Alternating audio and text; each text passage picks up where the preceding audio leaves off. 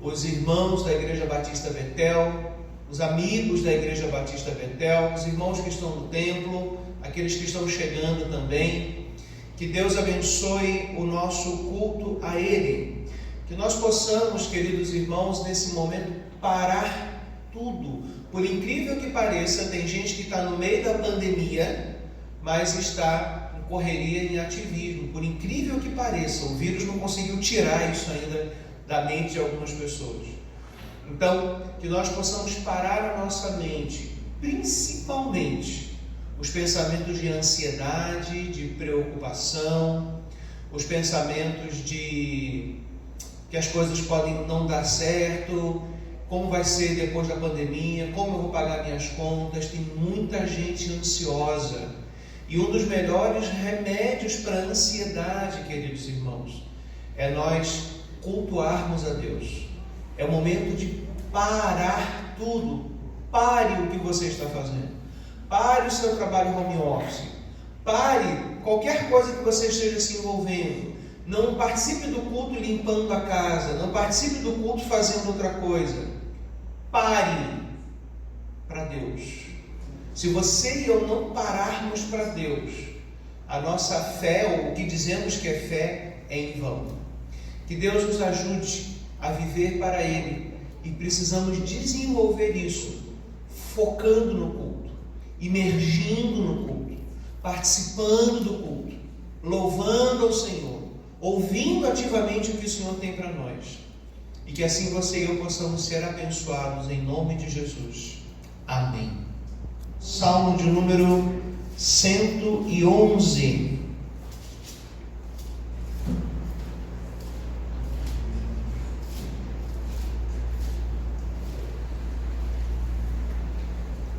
A palavra de Deus diz assim, eu estou lendo na Nova Almeida Atualizada, a NAA. E assim diz a palavra de Deus: aleluia! De todo o coração louvarei o Senhor, na companhia dos justos e na assembleia. Grandes são as obras do Senhor, consideradas por todos os que se alegram por causa delas. Em suas obras a glória e majestade, e a sua justiça permanece para sempre. Ele fez memoráveis as suas maravilhas. Bondoso e compassivo é o Senhor. Ele dá sustento aos que o temem. Sempre se lembra de sua aliança. Manifestou ao seu povo o poder das suas obras, dando-lhes a herança das nações. As obras de suas mãos são verdade e justiça. Fiéis são todos os seus preceitos. Estáveis são eles para todo sempre. Instituídos em fidelidade e retidão, enviou ao seu povo a redenção. Estabeleceu para sempre a sua aliança. Santo e tremendo é o seu nome. O temor do Senhor é o princípio da sabedoria. Revelam prudência todos os que o praticam. O seu louvor permanece para sempre. Amém. Esse é o momento de darmos esse aleluia do verso 1. E de todo o coração louvar ao Senhor na companhia dos justos, na sua assembleia, ou seja, reunidos como igreja. O que nós vivemos e experimentamos hoje é uma exceção por uma situação sanitária de uma pandemia, onde não podemos nos reunir. Mas a Bíblia diz que você e eu precisamos nos reunir, não deixar de congregar, como é o costume de alguns. Não deixe esse vírus corroer a sua fé, as suas convicções de fé. Não deixe com que o medo, o pânico e, sobretudo, a acomodação e a preguiça da sua natureza humana aflorem e mantenham você em casa dizendo: agora o culto é pela internet, eu posso adorar a Deus no meu celular. Não faça isso. O celular, ele é muito bom, ele pode ser usado como excelente ferramenta, ele traz ajuda para que você e eu possamos nos focar, nos organizar. Muita coisa boa. Ler a Bíblia, compartilhar mensagens com os irmãos, compartilhar devocionais com amigos no WhatsApp, nas redes sociais. Tudo isso é maravilhoso. Todavia, amados irmãos, nós precisamos desse aleluia juntos. E o verso 1 diz que é de todo o coração que ele vai louvar. Não sozinho em casa, com o celular. Não deitado na cama, de pijama. Mas o texto diz que é na companhia dos justos, junto com os meus amados irmãos. E não só juntos online, mas na assembleia, ou seja, na reunião das pessoas. Então, um tempo de exceção é um tempo de exceção, mas a regra não muda. Não se programe e se planeje para você correr mais, trabalhar mais e deixar de vir ao culto a Deus. Não faça planos na sua mente para que você ocupe mais o seu tempo, porque agora não está podendo ir à igreja. Não faça isso. Lute, porque Satanás ele vai se aproveitar para colocar no coração dos crentes e na mente dos crentes outras coisas, outras ocupações, com justificativas, com explicações, porque precisa disso, porque precisa daquilo. Confie no seu Deus. Se você e eu não pudermos parar para adorar ao Senhor, não pudermos dar esse aleluia na companhia de outros que foram justificados em Cristo, se não pudermos estar nessa assembleia reunidos, nós não entendemos nada do que a mensagem desse livro diz. A Bíblia não apenas liga você a Deus e Deus a você no sofá da sua casa, mas pessoas, gente. Deus nos deu gente, Deus nos deu relacionamento. Quantas pessoas nós conhecemos por causa da fé, Deus? Quantas pessoas nós nos relacionamos por causa da fé? Isso é importante, queridos. Um dos motivos muito importantes, porque a caminhada de todos nós vai ser difícil aqui nessa terra em muitos momentos. E nós precisamos de ajuda, Vanessa. Nós precisamos de força. Nós precisamos de pessoas que têm os mesmos alvos que nós temos, têm o mesmo desejo de viver em santidade que nós temos, têm a mesma fé que nós temos e também enfrentam os mesmos problemas que nós enfrentamos. Por isso é no culto que nós nos reunimos para dar esse aleluia e glorificar o nome de nosso Senhor, onde Ele mostra as suas grandezas, por meio da pregação da sua palavra, dos louvores, das orações, onde nós podemos testemunhar as obras das suas mãos.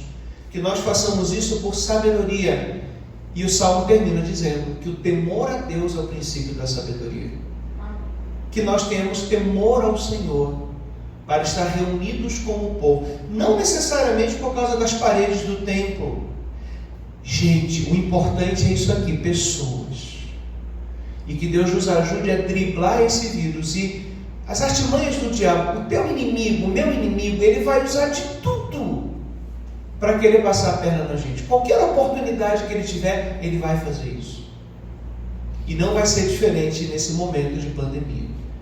Que você e eu tenhamos cuidado, prudência, não tenhamos medo, mas tenhamos uma mente bem planejada, não para o dia de amanhã, para comer no dia de amanhã e pagar a conta do dia de amanhã, mas para organizar a nossa vida de adoração e de rendição ao nosso Deus. Fomos salvos para isso.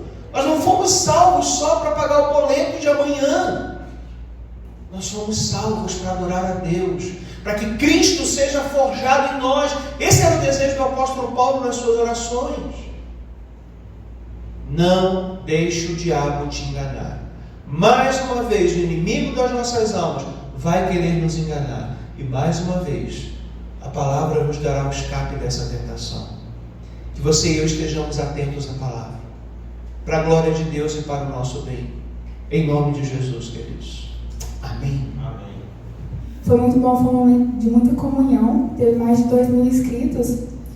E depois dessa convenção, chegou a pandemia, né? Teve o isolamento social e não podemos ter a abertura da nossa campanha, que nesse ano nós temos esse tema, que é o avançar no cuidado do Goiás. Se os irmãos puderem ler comigo, seria eu mais você na missão de avançar no cuidado em Goiás. Então, nesse tema, nós queremos trabalhar que quando estamos juntos na comunhão, no corpo de Cristo, nós podemos avançar e mesmo nesse tempo, levar a mensagem para as pessoas que estão mais próximas de nós, nossos vizinhos, nossos amigos, nossa família, aqui na igreja, pela oração e pelo compartilhamento da palavra. Na nossa divisa, nós estamos em João 13:35, que é assim: com isso, todos saberão que vocês são meus discípulos, se vocês amarem uns aos outros. João 13:35. Ou seja, nós temos que amar e viver unidos como corpo de Cristo e ajudar no nosso PGM, com oração e cuidando do nosso próximo. Agora eu vou passar a música da campanha. Eu acho que alguns irmãos conhecem, já é uma música bem conhecida, já foi usada em muito tema de acampamento. Eles estão voltando agora a trazer essa música. O nome dela se chama Unidos no Corpo de Cristo. Se os irmãos conhecerem, podem cantar junto.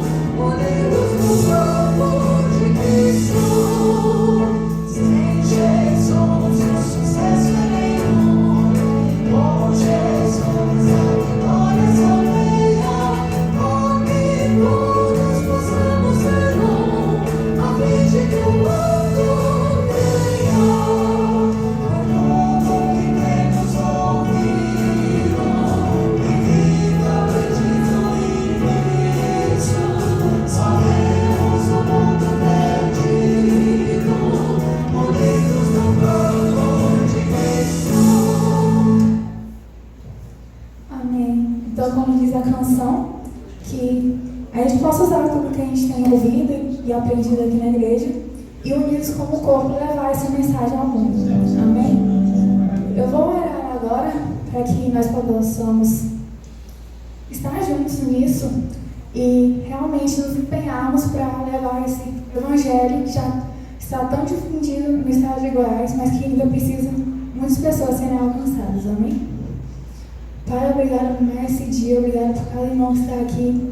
Pai, agora eu venho te pedir por cada missionário desse estado de Goiás, esteja com eles, Senhor, que eles estejam se empenhando em levar essa palavra e que nós também, Senhor, como cada irmão em Cristo, no corpo, que nós estejamos abraçando essa missão também de falar do teu amor para as pessoas que estão ao nosso redor, Senhor, nesse estado, nessa cidade, ao nosso redor, na nossa casa, na nossa vizinhança, que nós estejamos unidos e firmes na tua palavra. Obrigado por tudo, em nome de Jesus é que eu te peço. Amém.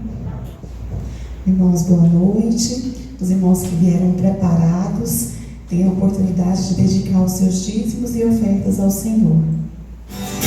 Das promessas do meu Salvador, cantarei louvores ao meu Criador. Fico pelos séculos do seu amor, firme nas promessas de Jesus.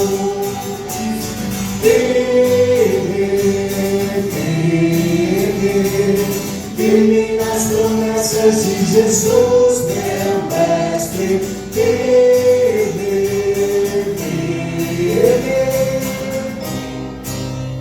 sim, firme nas promessas de Jesus, firme nas promessas, não irei falhar, em as tempestades a me consternar. Tenho fé, eu hei de trabalhar, firme nas promessas de Jesus.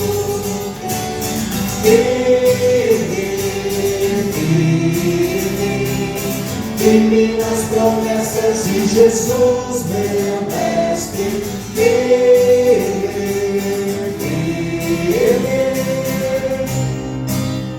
Sim, firme nas promessas de Jesus, firme nas promessas, sempre vejo assim, glorificação do sangue para mim, plena liberdade gozarei sempre, firme nas promessas de Jesus.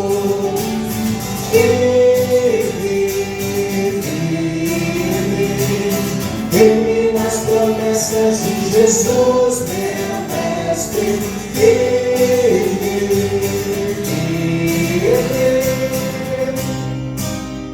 Sim, firme nas promessas de Jesus, firme nas promessas do Senhor Jesus, em amor ligado com a sua cruz. Cada dia mais valendo na luz, firme nas promessas de Jesus.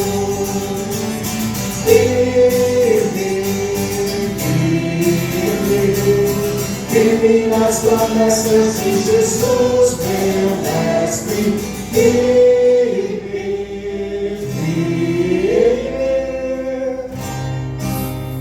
Sim, firme nas promessas de Jesus. Aleluia, Deus.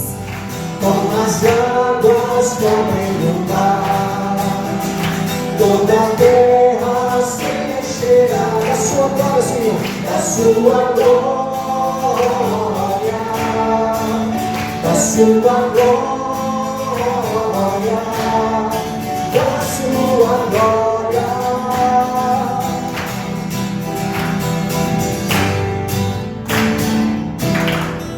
Amém, Senhor.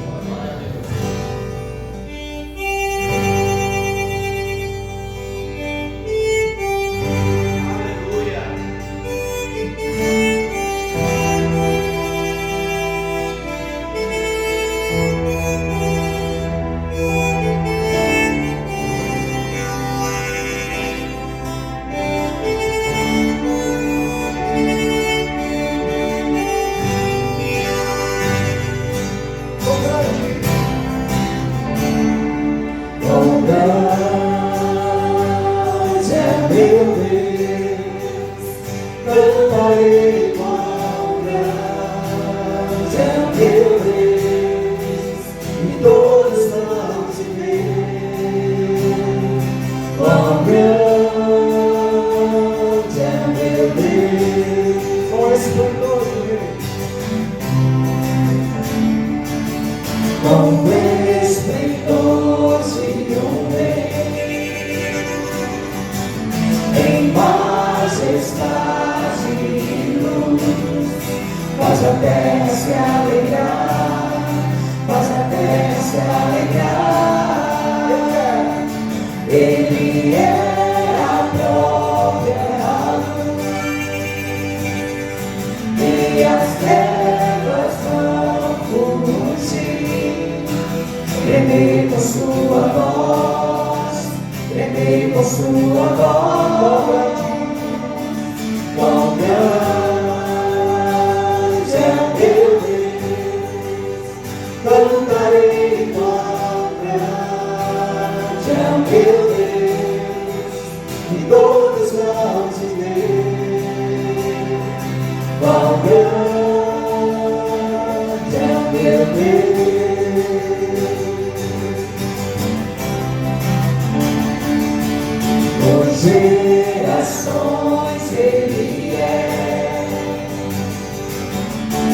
tempo está em tuas mãos, o começo e o fim, o começo e o fim. Eles se formam em um e Espírito e Pai, Cordeiro e Leão, o Cordeiro e Leão. Quão grande é o meu Deus, cantarei. Quão grande é o meu Deus, e todos vão te ver. Quão grande é o meu Deus, sobre todo mundo é o seu Senhor. Vamos cantar, na igreja.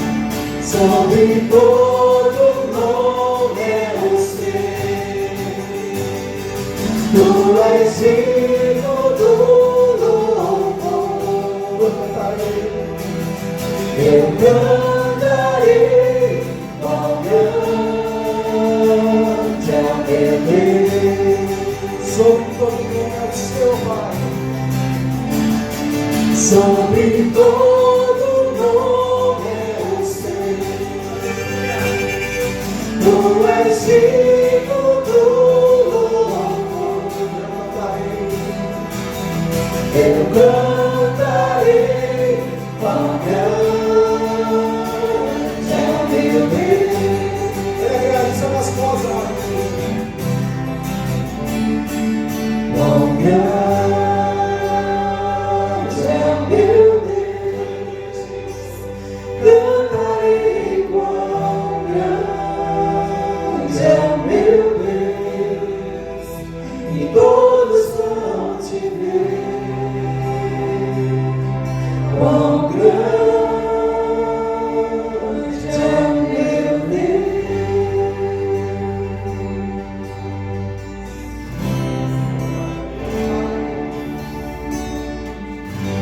Senhor Jesus, nós mais uma vez exaltamos o teu grandioso nome.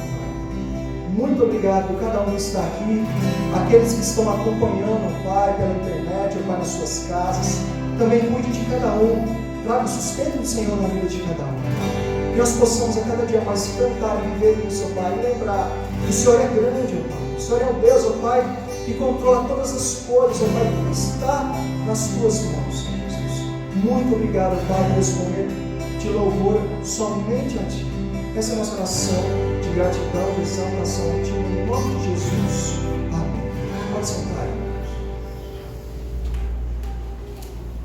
Estava tão bom o louvor que eu estava até desligado. Queridos,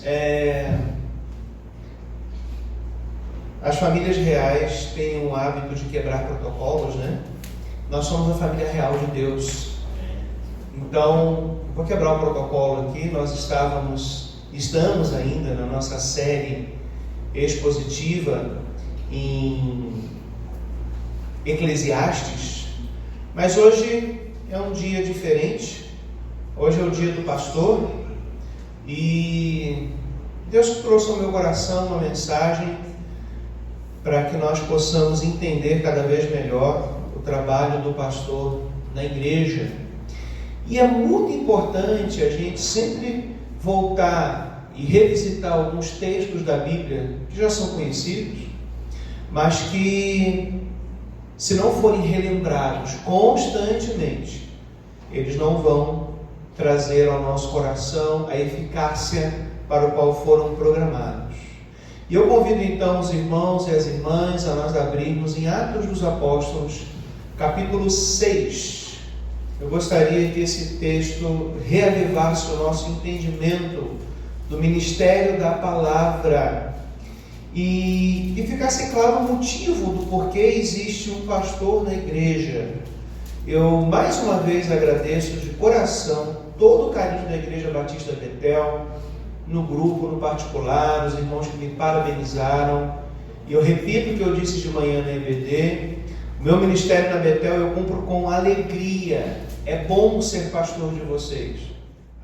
Há propósitos na nossa vida que o Senhor até abençoa, propósitos pessoais que o Senhor confirma que é a tua vontade e o Senhor encaminha. Mas para ser igreja, eu suplico que o Senhor nos ajude a desistir das nossas ideias de propósitos, de princípios, de essência. O templo, as atividades, isso são as organizações, isso é a parte de organização da igreja, mas não é a essência. A essência nós só podemos conhecer por meio da tua palavra. E essa palavra que é importante para nós continuarmos sendo e fazendo discípulos. Que pastores e igrejas se sujeitem, se submetam à verdade. Essa verdade que nós recebemos, nós precisamos também não só conhecer, mas viver. Então, suplicamos, Espírito Santo de Deus, que com poder sobrenatural o Senhor nos faça andar na palavra. Nós assim suplicamos e te pedimos, em nome de Jesus. Amém. Queridos, o primeiro versículo que me chama a atenção é precisamente o número 1. Diz que naqueles dias, então está falando do dia a dia da igreja, do cotidiano. Nós estamos falando aqui dos acontecimentos triviais da vida. Nós estamos falando aqui do andar da igreja. Jesus já veio, já morreu, já ressuscitou e a igreja já está caminhando. E o texto narra o normal de uma comunidade como as nossas que temos espalhadas na face da terra. Diz que aumentou o número de discípulos. Interessante que o termo usado é discípulo e não membro. Aumentou esse número de discípulos, graças a Deus. Mas junto com isso também aumenta a necessidade da igreja se organizar. Quanto mais gente, mais organização precisa. Quanto mais pessoas, mais estrutura você precisa para acomodar essas pessoas, atender essas pessoas. Mais necessidades surgem porque são novas famílias, são novos contextos. E isso é normal e bom, isso não é ruim. Mas começou então um certo queixume, uma certa reclamação. Quase que voltamos ao deserto com Moisés, uma murmuração. Porque os cristãos gregos estavam se queixando contra os cristãos hebreus, de que as viúvas dos gregos estavam sendo esquecidas na distribuição diária. Esse texto abre falando de problemas. E muitas vezes nós tentamos evitar problemas. Na igreja, principalmente, a gente tenta evitar problemas. Até um certo ponto isso é desejável, mas não tenha em mente que você vai conseguir evitar todos os problemas, porque isso não é possível, não tem como. O que a igreja e os pastores precisam entender é que sempre há um caminho de Deus, sempre há um direcionamento para a saída de cada problema, e vias de regra, há uma bênção incluída ali. Nós temos aqui o nascimento do ministério diaconal. Ministério que tem atravessado aí os 2 milênios do cristianismo e tem sido bênção para a igreja do Senhor Jesus Cristo. No dia dos diáconos eu prego sobre os diáconos. Mas no meio desse problema, olha o que Deus traz como solução. O ministério diaconal da igreja. Mas há um motivo para que esse ministério surja. Veja, esse povo se reuniu, os 12 fizeram uma assembleia, a irmã Cristina lavrou a ata, né? E a gente fez todos aí os procedimentos da assembleia que a gente faz da igreja, e os pastores ali da igreja fizeram a proposta para a assembleia, houve apoio, votação.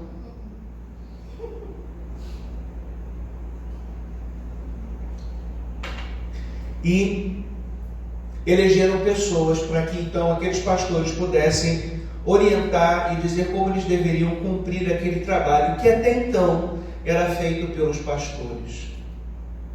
E o motivo diz aqui, os pastores dizendo que não é correto, não é certo, não é o caminho, não é a direção, não é o normativo, não é o padrão, que o pastor abandone o ministério da palavra, da pregação, do ensino da palavra de Deus, para se dedicar a outras tarefas da igreja.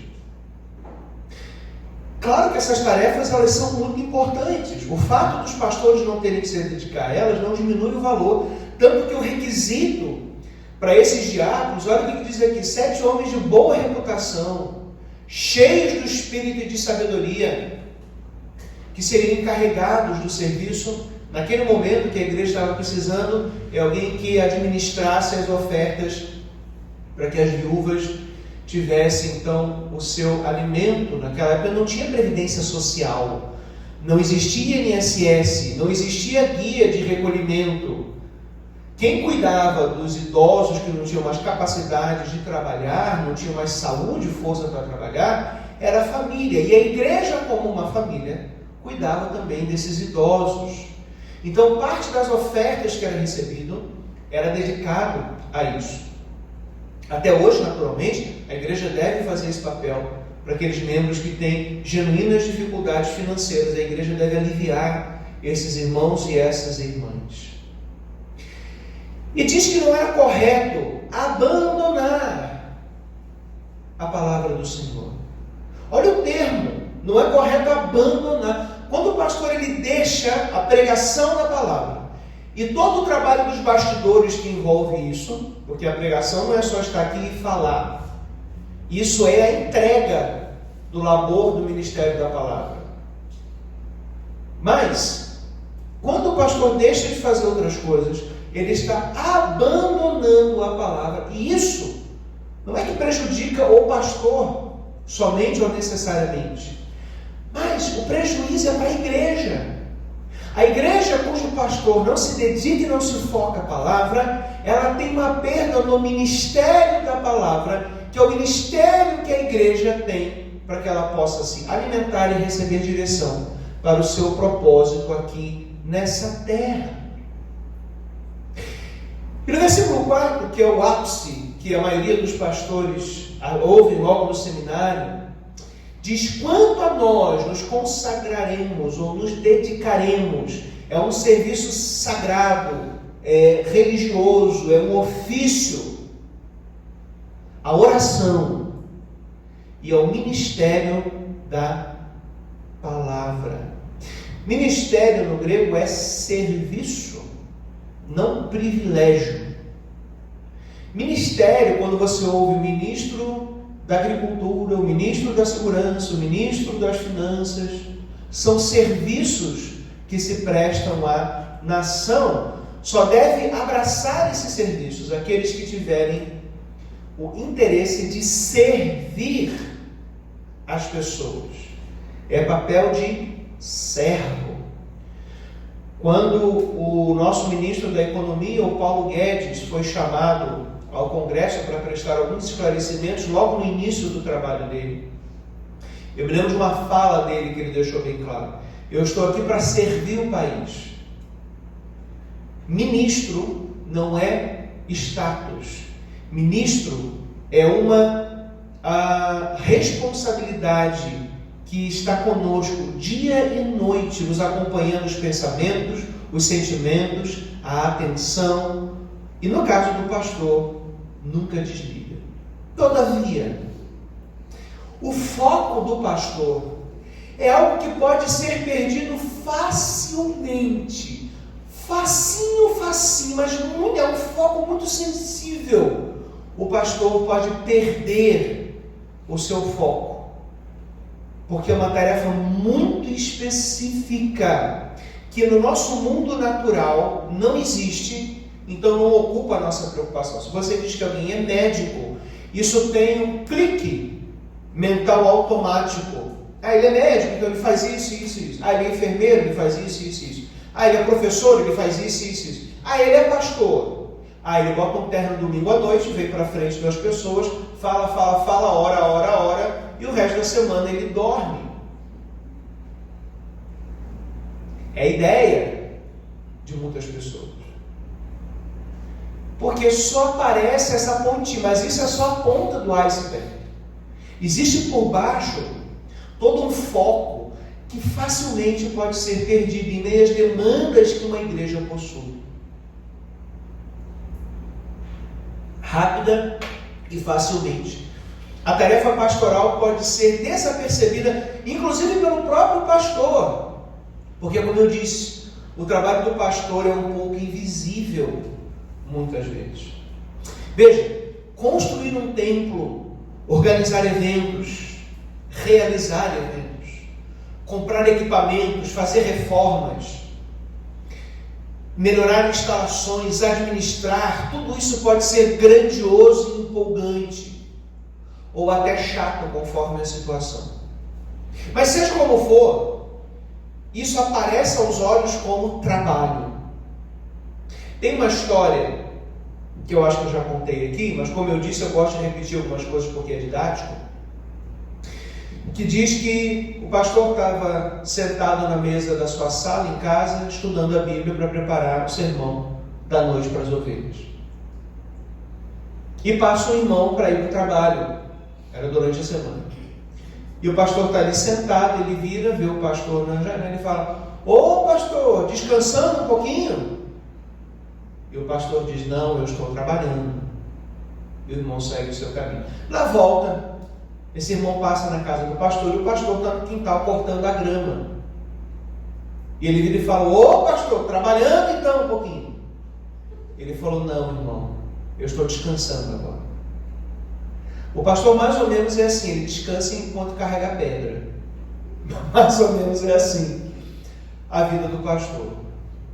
Bom, veja, a preocupação dos apóstolos era que as demais tarefas da igreja, elas eram importantes e precisavam ser feitas por pessoas consagradas a Deus, mas faziam com que eles abandonassem o ministério da palavra. E a igreja precisa do ministério da palavra. Esqueça a pessoa. Pode colocar um saco de papel na cara do pastor. Esqueça a pessoa. Não personalize a função e o serviço. O fato é que o serviço precisa chegar à igreja. E Deus quer que assim seja. E Deus quer que o seu povo ouça a pregação da sua palavra. E coloca uma pessoa para estar aqui na frente, fazendo assim e pregando para o seu povo. Independente de quem for. Até porque não tem ninguém na face da terra capaz de cumprir esse trabalho. Ninguém. Deus precisa capacitar aqueles que Ele elege, chama, convoca para o ministério da palavra do Senhor. Não tem uma faculdade que forma. Pastor, mas e teologia? Uma das minhas paixões, eu amo teologia. Aliás, eu já não sou mais apaixonado não pela teologia, porque paixão é uma coisa efêmera. Eu a amo hoje, eu a abraço hoje. Mas essas coisas são ferramentas e não trabalho. Essas coisas são ferramentas para trabalhar. E quanto mais ferramenta tem, você percebe que mais trabalho a pessoa tem. Mas a ferramenta por ela mesma não faz o trabalho. Os irmãos aqui que têm a sua caixinha de ferramenta na igreja, em casa, aquela caixinha de fio e pregos, Wesley, que a gente sempre tem, né, Gilson? Eu tenho no meu porta-malas também. De vez em quando o Gilson fala: pastor, me presta a chave para pegar o alicate. Ela não é trabalho. Ferramenta não é trabalho. Agora, quando há trabalho, precisamos então das ferramentas. Então, títulos acadêmicos, conhecimento teológico, tudo isso é necessário, é importante, mas isso não faz o trabalho. O que faz o trabalho é a consagração, a oração e a servir o povo, expondo todos os desígnios de Deus, que é expor a sua palavra inteira como ela é. É normal que por um tempo os pastores se envolvam em outras tarefas.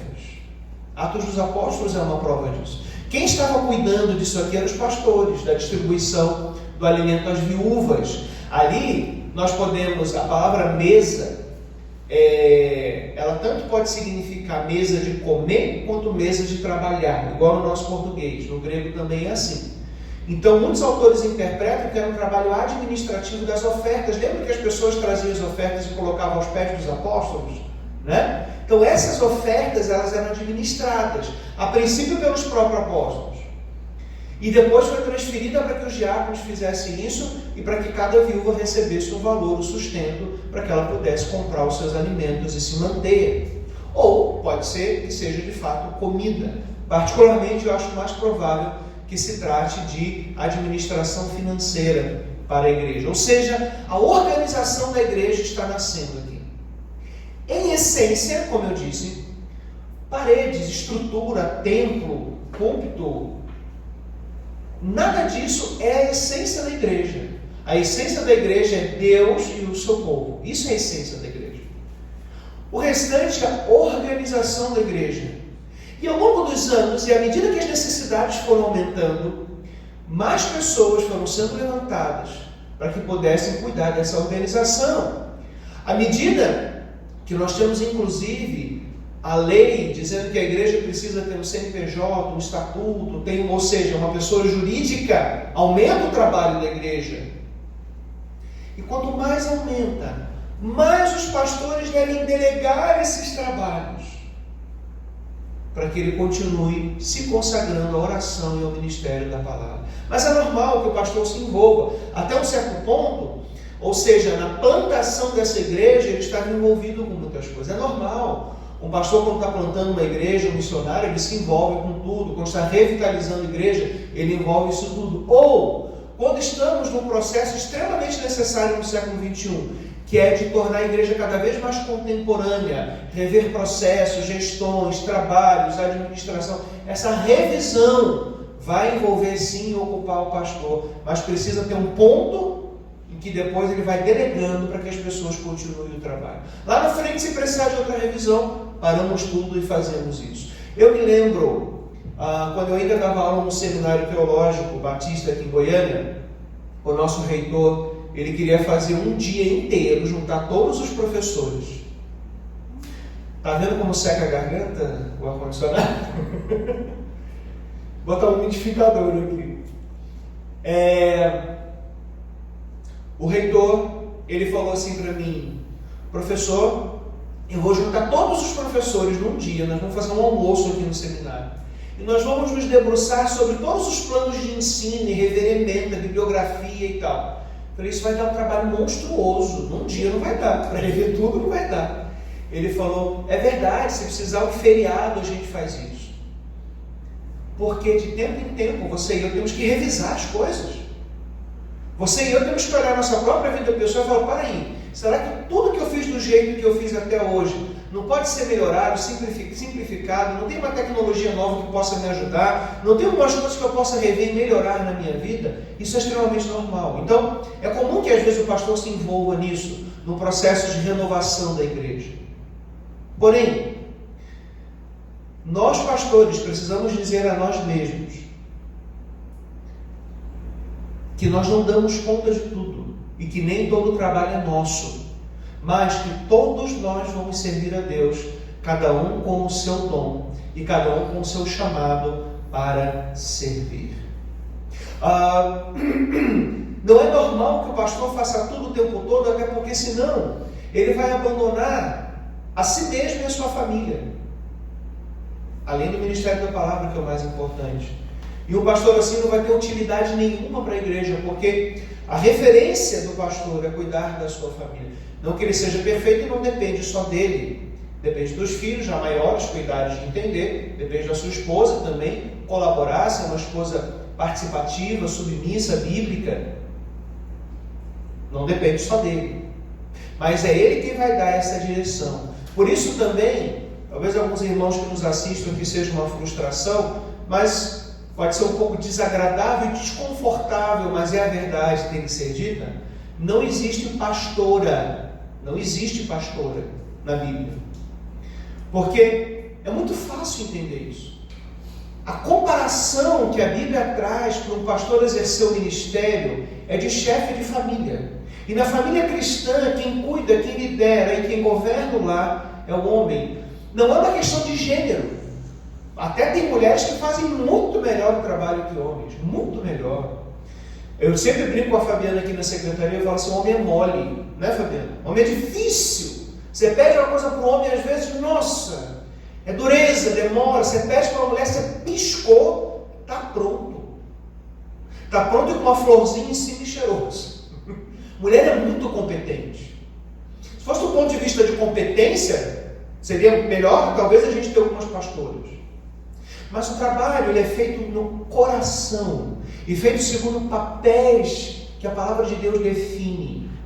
Por isso que respeite as mulheres que estão desempenhando esse cargo. Algumas por rebeldia, têm consciência disso. Outras estão fazendo o melhor que podem. Outras não estão nem conscientes disso, estão procurando servir o Senhor da melhor maneira possível. Infelizmente, no passado, eu não sei em outras denominações, mas nós batistas tínhamos um princípio machista e tolo, que graças a Deus caiu, que uma missionária, bíblico, ok, uma missionária, ela vai lá e planta uma igreja, numa região distante, que não tem outras igrejas. Aí o dia que precisa batizar, tem que vir um machão para batizar, porque a missionária não pode batizar. O dia que é para servir a ceia, tem que vir um machão para poder servir a ceia. Isso é machismo, porque pastor não é sacerdote, né? A ceia do Senhor e da igreja, lógico que a missionária pode batizar e celebrar a ceia. Não há nada na Bíblia que impeça ela de fazer isso. Nós batistas em especial, nós não acreditamos nas ordenanças como sacramento, ou seja, meio de graça. São ordenanças, são testemunhos.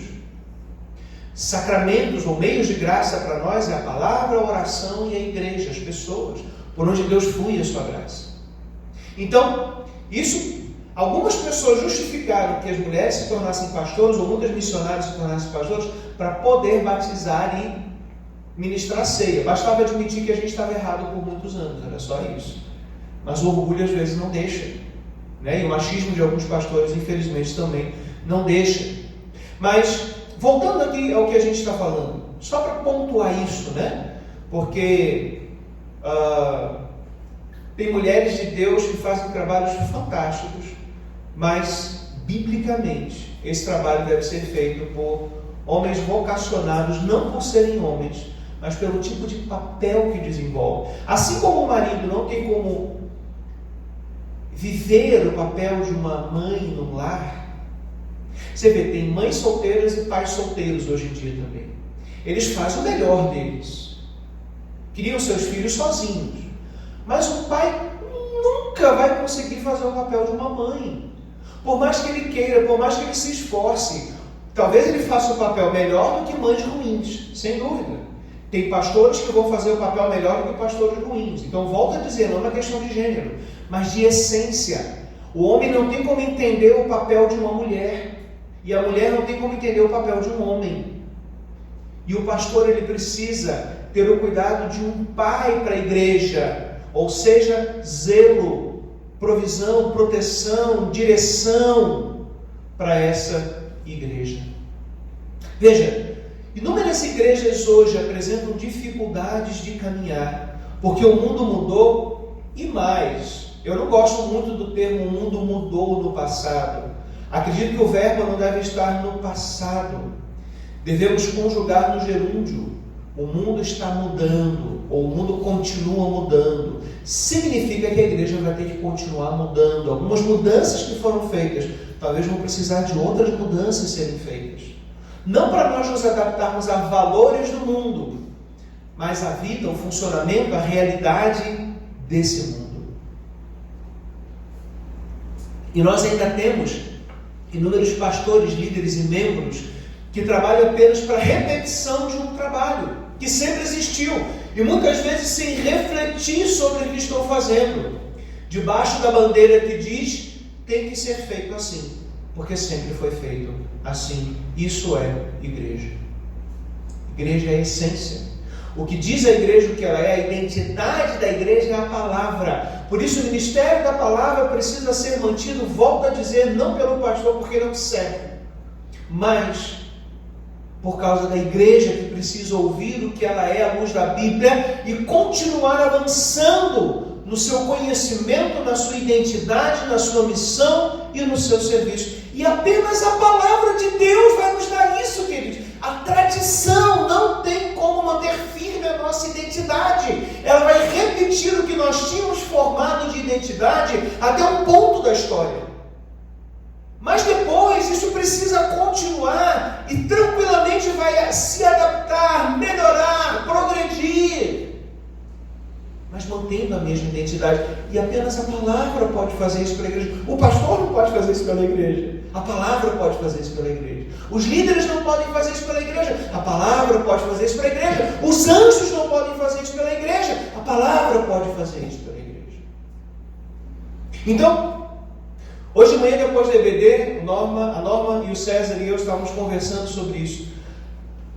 O mundo vai avançando. Deus também foi ajudando o seu povo a entender o seu papel. E Deus agora quer ampliar mais isso. Deus quer avançar com a igreja no mundo. Nós não estamos à plena capacidade dos nossos motores. Nós não estamos com toda a nossa força ligada. Nós estamos, talvez, com aquilo que foi necessário até os anos 90 e 2000. Muitas igrejas. Mas nós já estamos em 2020. E o mundo mudou. Conversava com o Stanley e com a Vanessa um dia sobre o louvor e falávamos sobre o amém no final, a forma de louvar. Isso também precisou mudar, se contextualizar, sem abandonar as boas práticas. Queridos, é uma questão de avançar, não é de condenar, dizer que estava errado ou uma coisa assim. É avançar. No avanço, claro que você vai trazer coisas boas, a tradição tem muita coisa boa, o tradicionalismo não. Mas nós não temos um órgão de tubo aqui na parede. Tem um teclado. Daqui a algum tempo, talvez, nós tenhamos instrumentos ainda mais sofisticados. Algumas igrejas, ao invés da bateria normal, já tem bateria elétrica. Eletrônica, né? Eletrônica que chama. E algumas igrejas ainda não tem nem bateria, porque acham que é pecado. Por quê? Porque a palavra talvez não esteja bem clara e as pessoas estão se apegando em tradicionalismo, mas a palavra de Deus é ela que pode nos direcionar, impulsionar, nos permitir nos contextualizar com o mundo, mas mantendo a nossa identidade. E mais, o tradicionalismo ele nos faz errar no caminho, e o tradicionalismo nos faz perder a nossa identidade de essência, de igreja. O tradicionalismo é venenoso para a identidade da igreja. Estilos são diferentes, sem problema. Se você for na primeira igreja batista do Rio de Janeiro, tem um órgão de tubo que eles usam. E eu, particularmente, acho lindo. Não tem nada de errado com isso. Mas nós não podemos criar uma regra. Estou dando só como um exemplo, que é o mais visível, né? Eu visitei uma igreja presbiteriana no Rio de Janeiro, linda. Os bancos têm até genuflexório para as pessoas ajoelharem e orarem. A decoração era do estilo do século XVII. Eles fizeram uma pesquisa histórica para que o coral usasse as batas do século XVII. Eu acho isso lindo.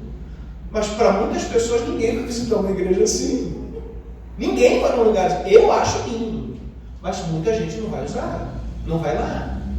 Então, respeitar estilos ok, mas não travar isso como identidade. Identidade é somente a palavra de Deus. E nesse dia do pastor eu quero pontuar que o pastor precisa estar focado para pregar a palavra ao povo, para que ninguém se perca no caminho, agarrado em tradicionalismo ou na opinião própria.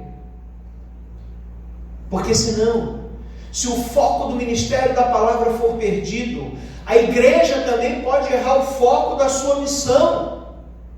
A igreja pode errar o foco do seu serviço para o mundo, para si mesma. A igreja pode errar no avanço da santificação e na comunhão com Deus. E Satanás trabalha muito para que o pastor esteja sempre ocupado com outras coisas que não a palavra, para prejudicar a igreja. A coragem dos apóstolos deve nos contagiar nesse tempo, sobretudo no século 21, precisamente porque essa coragem de dizer que eles não abandonariam a palavra para servir às mesas está na palavra de Deus. Portanto, é cânon, direção, regra, vida da igreja. Essa coragem dos apóstolos precisa estar presente na vida dos pastores e das igrejas. Deus nos instrui por uma palavra viva que é possível de ser aplicada a qualquer cultura e não pela tradição. Existem coisas boas na tradição, existem coisas ruins na tradição, mas na palavra de Deus só tem coisa boa. Só tem essência, a vida. A igreja não tem como viver a vida cristã e fazer a sua missão sem essa vida, sem um rumo, um norte e sem fé. E a única coisa que nos dá rumo, direção, foco e fé é a palavra do Senhor. Por isso os apóstolos disseram: nós não podemos abandonar o ministério da palavra, nós temos que nos consagrar ao ministério da palavra, para que a igreja também continue no seu foco, na sua missão, e recebendo fé para fazer isso, porque o trabalho do pastor e das igrejas no mundo é um trabalho impossível de ser realizado, humanamente falando, sem a ajuda de Deus. Impossível, é impossível ser pastor, é impossível ser igreja, é impossível evangelizar, é impossível servir com os dons se estivermos só na esfera humana. Entende? Nós estamos lidando com o impossível. Igrejas e pastores lidam com o impossível. Mas, por essa vida que é a palavra, por esse norte que é a palavra,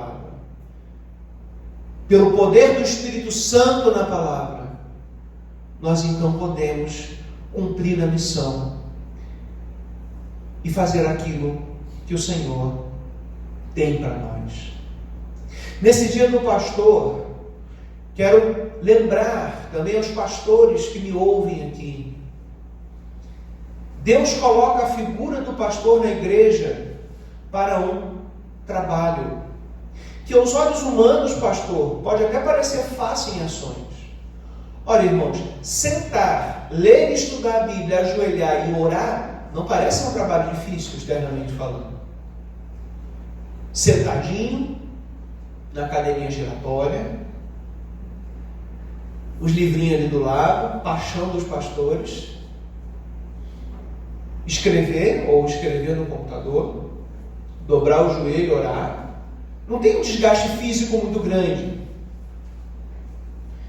Por isso, pastor, talvez você se sinta desencorajado ou até desvalorizado, achando que o seu trabalho é fácil, você mesmo quer arrumar mais coisas para fazer na igreja. Eu não estou dizendo, pastores que me ouvem, de necessidades em que você tem que se envolver para plantar uma igreja, para revitalizar uma igreja ou para modernizar uma igreja. Isso aí é tranquilo. Esse trabalho demanda muito. É um trabalho dado por Deus. Há um desgaste espiritual, emocional e intelectual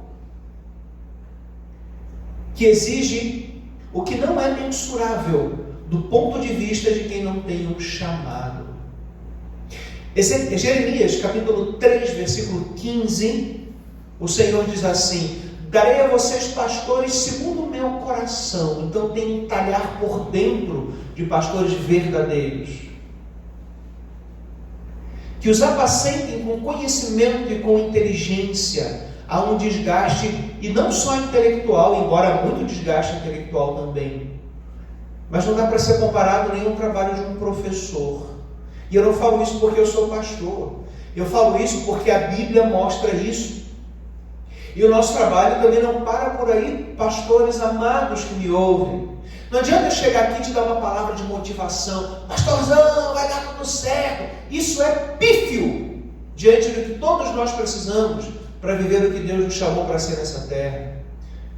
Nosso trabalho não para por aí: visitar, conversar, fazer reuniões, liderar, planejar, ajudar, resolver problemas, e tem muitos, ensinar, ajudar e etc. Isso tudo é desgastante, de um modo que as pessoas não imaginam. Porque diferente de um engenheiro, pedreiro, professor, mecânico, advogado, o pastor nunca vai conseguir finalizar o trabalho dele. Nós nunca vamos conseguir dizer: o trabalho está concluído. Num certo ponto é frustrante isso. De um certo ponto é frustrante. É um trabalho que nunca acaba. Quando você e eu limpamos a casa, quando acaba a gente fala: está limpo. Você gosta de olhar tudo limpinho, não é gostoso? O quintal, quando você lava, está aquela coisa bonita. O carro, quem ainda lava carro, tá tudo limpinho, bonitinho. O trabalho pastoral não tem esse momento. Nós concluímos um culto, nós concluímos um projeto, mas o trabalho não. Isso em si já é desgastante, um fator de estresse. Mas é um trabalho que Deus deseja que seja feito para a sua glória, para o bem da igreja. Repito, não para o status do pastor. E não pode ser negligenciado. 1 Timóteo capítulo 5, versículos 17 e 18. E aqui eu não quero dar nenhum enfoque em dinheiro, não é isso. Mas o texto diz assim: devem ser considerados merecedores de pagamento em dobro os presbíteros, que são os pastores, que presidem bem, especialmente os que se esforçam na pregação da palavra e no ensino. Pois a Escritura declara: não amordaça o boi enquanto ele pisa o trigo, e ainda o trabalhador é digno do seu salário. Destaco os que presidem bem e se esforçam na pregação e no ensino. E depois que o cânon foi fechado, depois que o Espírito Santo concluiu esse trabalho, o trabalho dos pastores agora é receber a palavra por esse livro em oração e lutar em cima desse livro, que é um livro sagrado, impossível de ser desvendado e aberto sem o dom do Espírito Santo, sem o novo nascimento, sem uma vocação para isso. Veja, é importante entender que o pastor ele tem um trabalho árduo ao presidir, pregar e ensinar. Tanto que a Bíblia diz que essas pessoas deveriam ter um olhar diferente na igreja na hora do cuidado e do sustento pastoral, que é algo normal também. Meus irmãos, Jeremias disse que daria pastores segundo o coração de Deus. E eu acredito que essa palavra, em parte, se cumpre hoje com o novo nascimento e a obra que Jesus Cristo faz em nossa vida.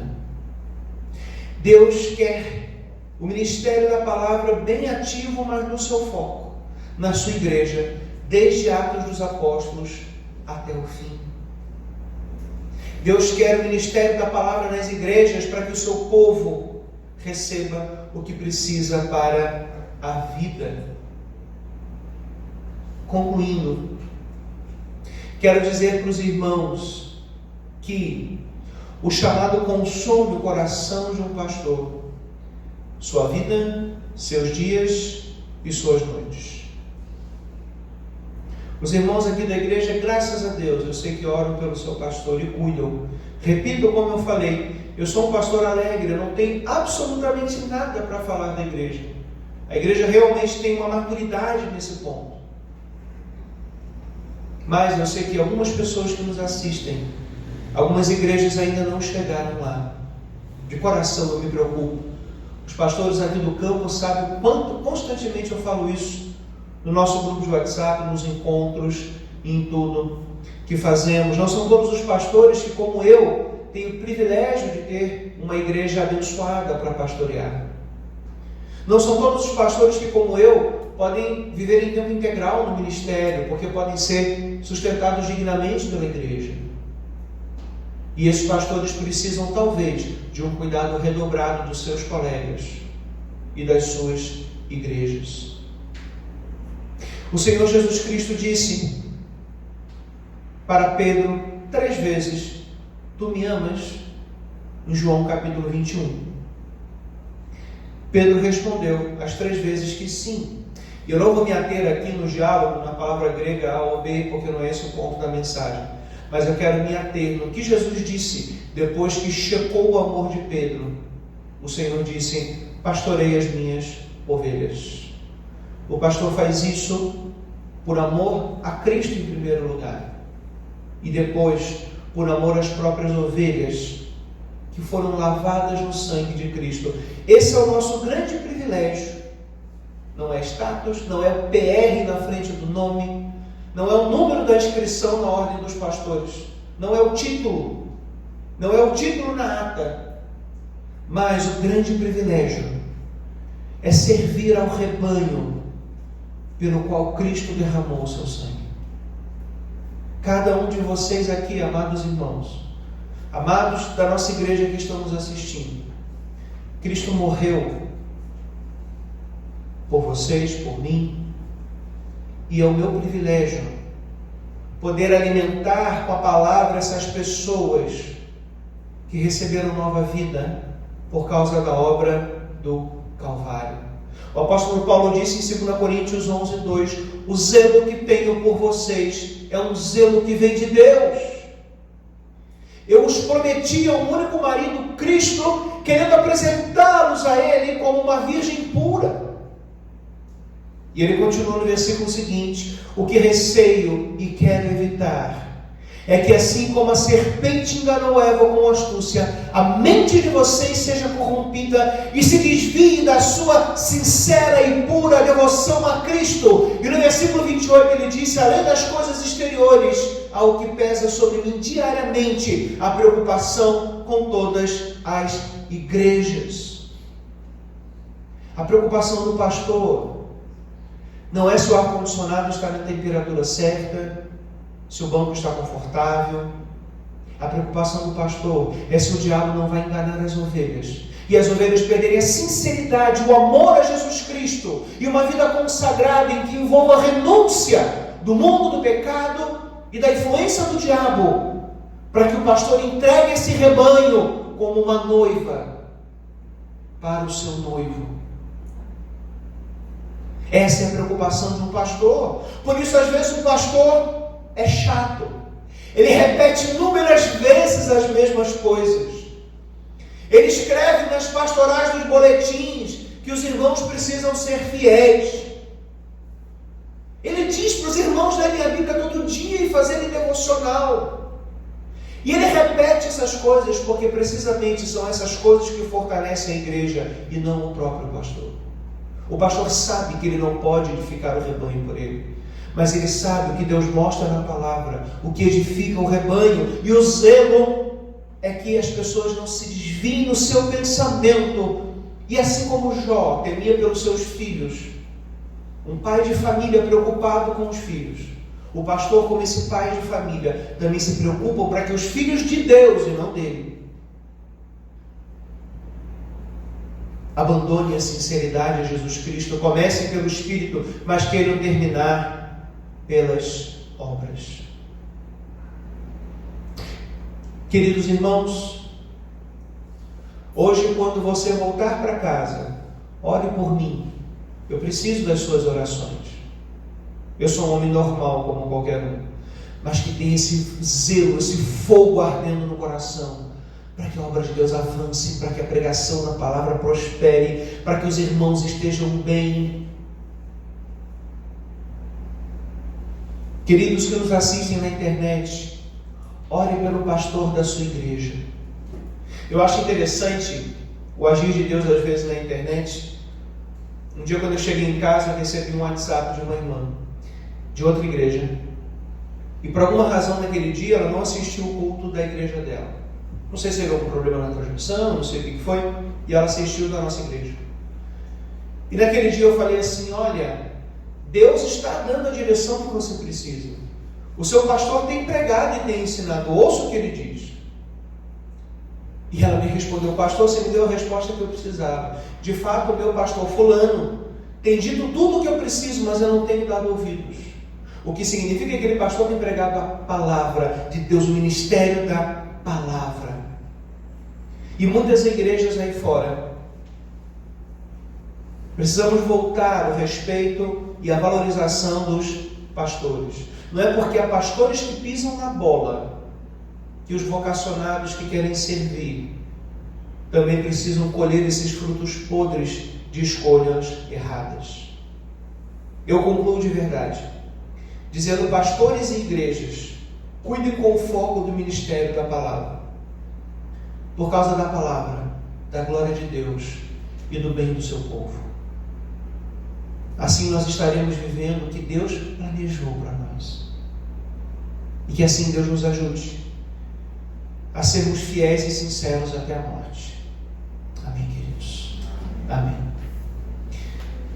Convido o Ministério de Louvor a se posicionar. Nós vamos orar pedindo que Deus nos ajude. Pai Celestial, obrigado por esse tempo. Como é bom estar podendo voltar aos poucos às atividades, e como é bom poder alcançar os irmãos que não podem vir ainda ao templo, estão no grupo de risco. Ó Deus, que segundo a Tua graça, o Senhor esteja nos dando a oportunidade, não só a nossa igreja, mas de muitas outras, de estarmos de novo, como disse o salmista no 111, aleluia, junto com os justos e com a Assembleia. E a Tua palavra sendo ouvida, absorvida, pensada, refletida e vivida, como disse Esdras, para a Tua glória e para o nosso bem. Amém.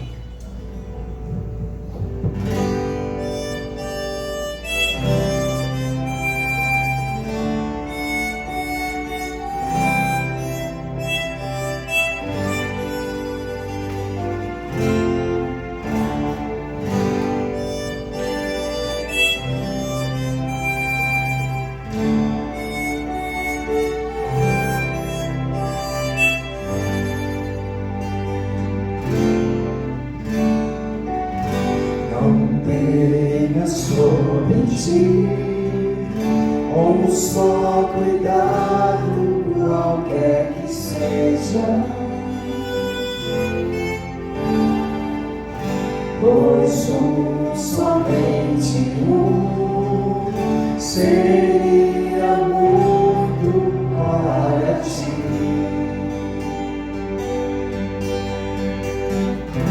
É meu, somente meu, todo o trabalho,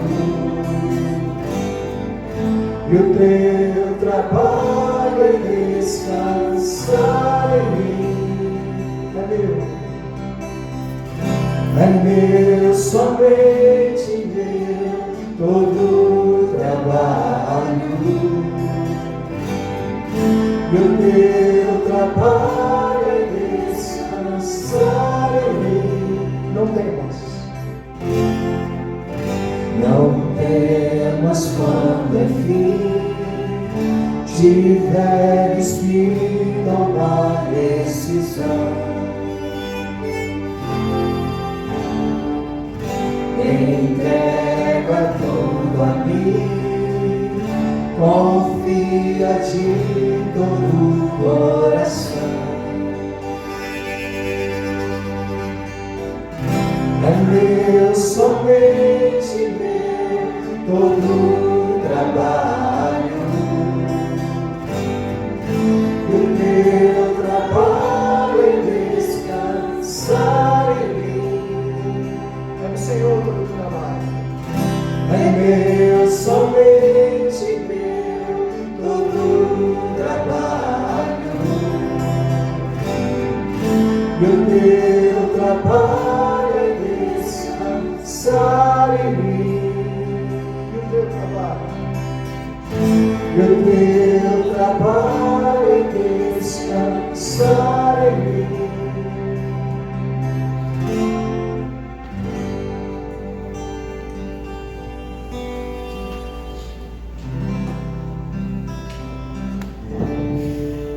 Amada igreja, convido os irmãos a nós ficarmos de pé para nós orarmos e encerrarmos esse momento. Não poderemos ter o cumprimento à porta do templo. Peço aos irmãos encarecidamente que ao terminarem estejam de máscara, saiam uma família por vez. Lá fora a gente faz uma roda grande, bate um papo. Não tirem a máscara enquanto estiverem lá fora, né? E também não usem a máscara assim na orelha. Assim não protege. No queixo, assim também não protege. No máximo é um protetor de barba. Nem assim, porque o vírus nem que sai pelo nariz. A máscara precisa estar assim. Assim. É chato, é incômodo, mas como pastor que cuide dela, eu quero vocês viverem com a saúde também. Então, lá fora a gente bate papo, todo mundo de máscara, e não vou poder cumprimentar vocês, mas eu desejo a todos uma boa semana. Desejo que o Senhor os abençoe grandemente, que os dê força e paz, e que vocês se apeguem cada vez mais à palavra de Deus. A minha preocupação é que vocês não sejam enganados por Satanás, e que a palavra seja o centro das suas vidas, em nome de Jesus. Aos amigos que nos acompanharam na internet, obrigado pela companhia. Deus os abençoe grandemente e que o Senhor possa nos dar novidades a cada dia, em nome de Jesus. Que o amor de Deus, o nosso Pai, a graça de nosso Salvador e Senhor Jesus Cristo, a comunhão e as consolações do Espírito Santo estejam sobre esta igreja local e sobre todo o povo de Deus espalhado na face da terra, hoje e para sempre. Amém. Deus nos abençoe. Uma boa semana.